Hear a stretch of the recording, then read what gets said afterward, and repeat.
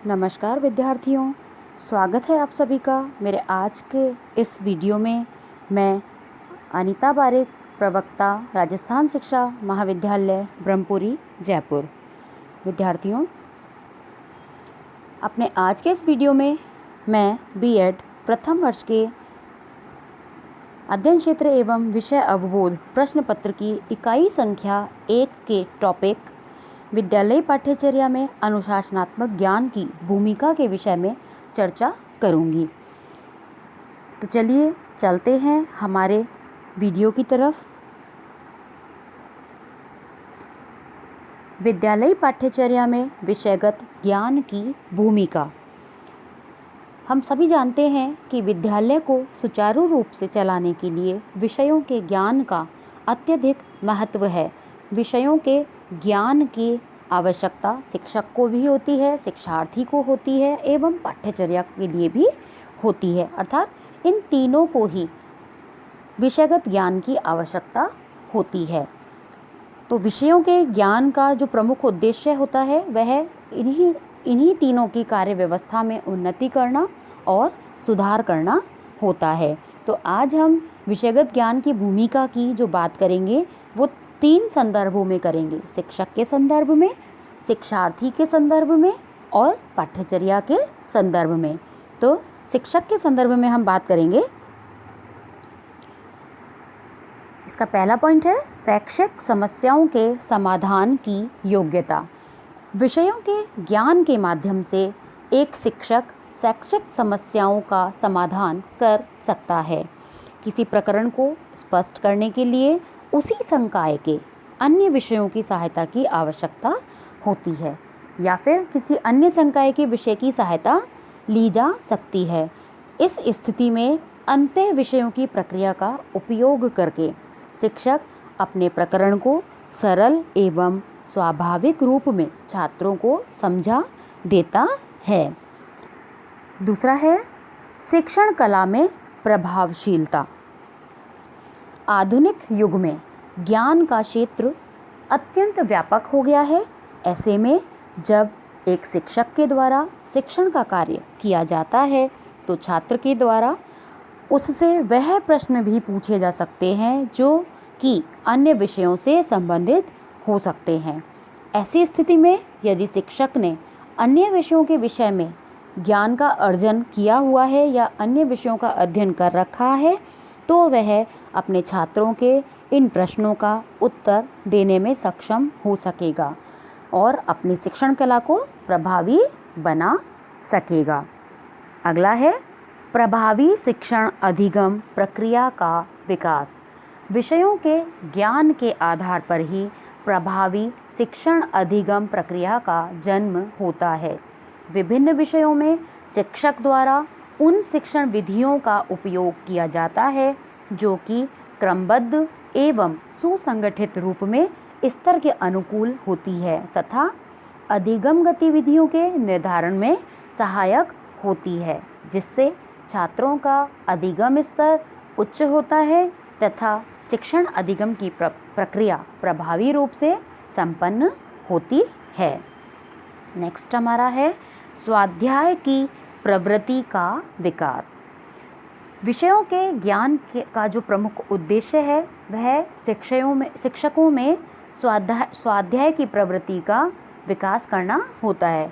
विषयों के ज्ञान का प्रमुख उद्देश्य शिक्षकों में स्वाध्याय की प्रवृत्ति का विकास करना होता है। एक शिक्षक से जब कोई छात्र प्रश्न पूछता है तो वह यह नहीं जानता कि उसका शिक्षक का जो विषय है वह क्या है। वह सिर्फ अपनी जिज्ञासा, वह यानी छात्र सिर्फ अपनी जिज्ञासा को शांत करना चाहता है। प्राथमिक एवं उच्च प्राथमिक स्तर पर यह तथ्य व्यापक रूप से आप देख सकते हैं। ऐसी स्थिति में एक शिक्षक तभी सफल होगा जब वह विभिन्न विषयों का स्वाध्याय करता होगा या अध्ययन करता होगा। नेक्स्ट हमारा है सर्वोत्तम दायित्व निर्वहन की योग्यता का विकास। विषयों के ज्ञान के आधार पर ही शिक्षक के द्वारा अपने दायित्वों का उचित प्रकार से निर्वहन किया जा सकता है। अपने ज्ञान के आधार पर ही एक शिक्षक विभिन्न विषयों के मध्य सहसंबंध स्थापित करता है तथा किसी भी प्रकरण को स्पष्ट करता है। यानी अपने दायित्वों का निर्वहन शिक्षक तभी बहुत अच्छे से कर पाएगा जब उसे विभिन्न विषयों का ज्ञान होगा। यदि उसे विषयों का ज्ञान नहीं है तो वह अपने दायित्वों का सर्वोत्तम निर्वहन नहीं कर पाएगा या प्रकरण को अच्छे से स्पष्ट नहीं कर पाएगा। नेक्स्ट हमारा है ज्ञान के प्रति व्यापक दृष्टिकोण का विकास। विषयों के ज्ञान के द्वारा ही एक शिक्षक का ज्ञान होता है, उसके प्रति उसका दृष्टिकोण व्यापक हो जाता है, व्यापक दृष्टिकोण विकसित होता है। उसको विविध सामाजिक एवं शैक्षिक समस्याओं के समाधान में विविध विषयों एवं संकायों का सहारा लेना होता है। यानी यदि शिक्षक विभिन्न विषयों का ज्ञान अर्जन करता है तो उसका जो दृष्टिकोण होता है ज्ञान के प्रति वह व्यापक हो जाता है। अगला हमारा है संतुलित ज्ञान का अर्जन एवं शिक्षण। विषयों के आधार पर ही संतुलित ज्ञान का अर्जन शिक्षक के द्वारा किया जाता है। वह किसी भी शैक्षिक, व्यक्तिगत एवं सामाजिक समस्या के समाधान हेतु उसके विविध पक्षों का अध्ययन करता है और समस्या का समाधान करता है। इस तरह से वह ज्ञान का संतुलित रूप प्राप्त करता है और शिक्षण कार्य संतुलित रूप से पूर्ण करता है। इसमें हम ये भी कह सकते हैं कि सामाजिक समस्याओं के समाधान की योग्यता भी विविध विषयों के ज्ञान के माध्यम से एक शिक्षक को प्राप्त होती है। सामाजिक समस्या जैसे जातिवाद, छुआछूत, बाल विवाह आदि, इन समस्याओं का ज्ञान भी उसे विभिन्न विषयों के द्वारा ही प्राप्त होता है। अगला हमारा है शिक्षार्थी के संदर्भ में। शिक्षार्थी के संदर्भ में जब हम बात करते हैं तो सबसे पहला जो हमारा बिंदु है वह है सरल एवं स्वाभाविक अधिगम। सरल एवं स्वाभाविक अधिगम विषयों के ज्ञान के अंतर्गत अधिगम गतिविधियों में क्रमबद्धता का समावेश होता है। जैसे प्राथमिक स्तर पर खेल विधि द्वारा, उच्च प्राथमिक स्तर पर प्रयोग तथा परियोजना विधि द्वारा तथा उच्च माध्यमिक स्तर पर छात्रों को व्याख्यान विधि से अधिगम करवाया जा सकता है। इन विधियों का उपयोग करके अपने शिक्षण को सरल व स्वाभाविक बनाया जा सकता है और विद्यार्थी को जो अधिगम होगा वह सरल तथा स्वाभाविक हो जाएगा। दूसरा है उपयोगी ज्ञान का अर्जन। विषयों के ज्ञान के द्वारा छात्रों को उपयोगी ज्ञान की जानकारी प्रदान की जाती है, क्योंकि विषयों के ज्ञान का प्रमुख आधार उपयोगिता में वृद्धि करना होता है। अतः सभी संकायों के मध्य एक विशेष संबंध होता है, जैसे प्राकृतिक विज्ञान, सामाजिक विज्ञान एवं भाषा शास्त्र। इन तीनों के मध्य एक ही संबंध तथा उद्देश्य होता है और वह यह होता है कि छात्रों को उपयोगी ज्ञान प्रदान करना तथा उनका सर्वांगीण विकास करना। नेक्स्ट हमारा है अधिगम का स्थानांतरण। विषयों के ज्ञान के द्वारा ही छात्र एक विषय से प्राप्त अधिगम का प्रयोग दूसरे विषय में कर सकता है। नेक्स्ट हमारा है सामाजिक समस्याओं का समाधान। छात्र समाज में रहकर अनेक प्रकार की सामाजिक समस्याओं का सामना करता है। विषयों के ज्ञान के आधार पर वह सामाजिक समस्याओं का समाधान कर सकता है, जैसे जात पात, ऊंच नीच, छुआछूत आदि। इन सभी समस्याओं का जो सामना करना होता है वह छात्र को समाज में रहकर ही करना होता है। परंतु यदि छात्र को इन समस्याओं का ज्ञान है तो वह अपने इस ज्ञान के माध्यम से सिद्ध कर सकता है कि यह सिर्फ एक सामाजिक बुराइयां हैं और कुछ नहीं है। नेक्स्ट है व्यापक अधिगम। विषयों के ज्ञान से छात्रों को व्यापक अधिगम की प्राप्ति होती है, यानी विभिन्न विषयों से जब छात्र ज्ञान प्राप्त करता है तो उसका अधिगम व्यापक हो जाता है। नेक्स्ट है समन्वित अधिगम। जब किसी समस्या का समाधान खोजा जाता है या किसी नवीन सिद्धांत, नवीन नियम या ज्ञान का सृजन किया जाता है तो इन सभी विषयों एवं संकायों का समन्वित अध्ययन किया जाता है। यानी कि विभिन्न विषयों का समग्र रूप से, समन्वित रूप से अध्ययन करके नवीन सिद्धांत बनाए जाते हैं, नवीन ज्ञान का सृजन किया जाता है। अगला हमारा है विषयों के चुनाव में उपयोगिता। विषयों का जो प्रमुख उद्देश्य है वह है छात्रों के समक्ष ऐसी अधिगम परिस्थितियां उत्पन्न करना जिनसे उनका अधिगम स्तर उच्च हो सके तथा उनका सर्वांगीण विकास का मार्ग प्रशस्त हो सके। तो इस कार्य में विषय अपनी बहुत अच्छी भूमिका निभाते हैं। तीसरी जो हम बात करेंगे वो हम करेंगे पाठ्यचर्या के संदर्भ में।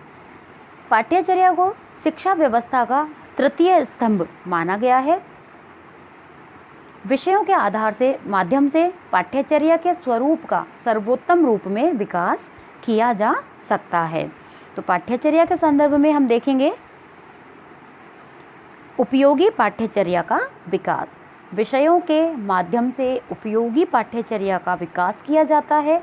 विषयों के आधार पर पाठ्यचर्या में समसामयिक समस्याओं का समाधान करने वाली गतिविधियों को सम्मिलित किया जाता है तथा जागरूकता उत्पन्न करने वाले प्रकरणों को सम्मिलित किया जाता है। यानी वर्तमान समाज में कौन कौन सी समस्याएं हैं, किनका समाधान खोजा जाए, इन सबको विषयों के अंतर्गत पाठ्यचर्या के माध्यम से सम्मिलित किया जाता है। दूसरा है क्रमबद्ध पाठ्यचर्या का विकास। क्रमबद्ध पाठ्यचर्या का श्रेय विषयों को दिया जाता है। विषयों के आधार पर ही पाठ्यचर्या में तथ्य को किस प्रकार से और किस स्थान पर रखना है यह निर्धारित होता है। जैसे लोकतंत्र के संदर्भ में किसी तथ्य को स्पष्ट करने से पूर्व उसका अर्थ, उसकी अवधारणा का ज्ञान होना चाहिए और उसके पश्चात अन्य तथ्यों को प्रस्तुत किया जाना चाहिए। यानी कि क्रमबद्ध रूप से पाठ्यचर्या विषयों के अंतर्गत पाठ्यचर्या को रखा जाता है। नेक्स्ट है विषय वस्तु का समन्वयन। विषयों के आधार पर विषय वस्तु में उचित समन्वयन स्थापित किया जाता है। जैसे भौतिक एवं रासायनिक दोनों परिवर्तन रसायन विज्ञान के विषय हैं तो इन्हें रसायन विज्ञान की पाठ्यचर्या में सम्मिलित किया जाएगा तथा रसायन विज्ञान को विज्ञान संकाय में सम्मिलित किया जाएगा। विज्ञान संकाय का प्रमुख उद्देश्य समाज में वैज्ञानिक दृष्टिकोण विकसित करना है तथा इन प्रकरणों की व्याख्या सामाजिक संदर्भ में की जा सकती है या की जाती है। नेक्स्ट है जीवन से संबंधित पाठ्यचर्या का विकास। विषयों के आधार पर पाठ्यचर्या के अंतर्गत उन तथ्यों, घटनाओं का समावेश किया जाता है जो कि सामान्य रूप से छात्रों के जीवन से संबंधित होती है। प्रत्येक छात्र का उद्देश्य जीवन की समस्याओं का समाधान करना होता है और इस कार्य के लिए वह अध्ययन करता है। अतः प्रत्येक पाठ्यचर्या का निर्माण जीवन की प्रासंगिकता एवं उपयोगिता के संदर्भ में किया जाता है। नेक्स्ट हमारा है सामान्य से विशिष्ट की ओर पाठ्यचर्या का विकास। विषयों का ही परिणाम है कि पाठ्यचर्या का सामान्य से विशिष्ट की ओर विकास किया जाता है। प्रत्येक सामान्य तथ्य को पहले प्रस्तुत किया जाता है क्योंकि सामान्य तथ्यों से छात्रों की रुचि जागृत होती है। छात्र इनके विषय में पूर्व जानकारी रखता है। इसके बाद विशिष्ट तथ्यों को पाठ्यक्रम में स्थान प्रदान किया जाता है। जैसे गणित के पाठ्यक्रम में पुनरावृत्ति के माध्यम से सामान्य गुणा, भाग, जोड़, घटाव की क्रियाओं के प्रस्तुतिकरण के बाद अन्य नवीन तथ्यों को प्रस्तुत किया जाता है। अगला हमारा है सिद्धांत एवं व्यवहार की समन्वित पाठ्यचर्या। विषयों के माध्यम से सिद्धांत तथा व्यवहार की समन्वित पाठ्यचर्या का विकास संभव होता है। पाठ्यचर्या में समस्त प्रकरणों एवं तथ्यों का सैद्धांतिक स्वरूप प्रस्तुत करने के पश्चात उनकी व्यावहारिक उपयोगिता एवं गतिविधियों का निश्चय किया जाता है। पाठ्य सहगामी क्रियाएं व्यावहारिक गतिविधियों का स्वरूप मानी जाती है। नेक्स्ट है स्तरानुकूल पाठ्यचर्या का विकास। विषयों के आधार पर ही प्रत्येक स्तर के छात्रों के लिए सर्वोत्तम पाठ्यचर्या प्रतिभाशाली छात्रों के लिए विषयों के आधार पर ही प्रत्येक स्तर के छात्रों के लिए सर्वोत्तम पाठ्यचर्या तैयार की जाती है। प्राथमिक स्तर पर सामान्य पाठ्यचर्या, प्रतिभाशाली छात्रों के लिए अलग से पाठ्यचर्या तथा मंदबुद्धि छात्रों के लिए पाठ्यचर्या ये तैयार करने में विशेष ध्यान रखा जाता है। इस प्रक्रिया में पाठ्यचर्या में कठिन स्तर का निर्धारण करने में विषय वस्तु के स्वरूप को ध्यान रखा जाता है। पाठ्यचर्या का उद्देश्य समान होता है परंतु इसके स्वरूप को आवश्यकता के अनुसार परिवर्तित किया जा सकता है, यानी बच्चे का क्या स्तर है उसके अनुसार ही पाठ्यचर्या का विकास किया जाता है। नेक्स्ट है शैक्षिक उद्देश्यों की पूर्ति हेतु पाठ्यचर्या का विकास। विषयों के आधार पर ऐसी पाठ्यचर्या निर्मित की जाती है जो शैक्षिक उद्देश्यों की पूर्ति करने में सहायक सिद्ध हो। जैसे सामाजिक अध्ययन विषय का उद्देश्य सामाजिक गतिविधियों का छात्रों को ज्ञान कराना होता है और सामाजिक समस्याओं का समाधान करने की योग्यता प्रदान करना होता है। इस आधार पर सामाजिक अध्ययन विषय के अंतर्गत उन सभी विषयों को पाठ्यक्रम का अंग निर्धारित किया जाता है जो इन उद्देश्यों की पूर्ति में सहायक होते हैं। इस प्रकार से विषयों के द्वारा पाठ्यचर्या के सर्वोत्तम स्वरूप का निर्धारण करके शैक्षिक उद्देश्यों की पूर्ति की जाती है। तो विद्यार्थियों, ये हमारे विद्यालय पाठ्यचर्या में अनुशासनात्मक या विषयगत ज्ञान की क्या भूमिका होती है, आज हमने इस विषय पर हमारे इस वीडियो में चर्चा की। आशा करती हूँ आप लोगों को आज का ये वीडियो समझ आया होगा, अच्छा लगा होगा। यदि अच्छा लगे तो प्लीज़ लाइक कीजिए, सब्सक्राइब कीजिए, शेयर कीजिए। आज के लिए इतना ही। अगले वीडियो में फिर आपसे मुलाकात होगी। तब तक के लिए धन्यवाद।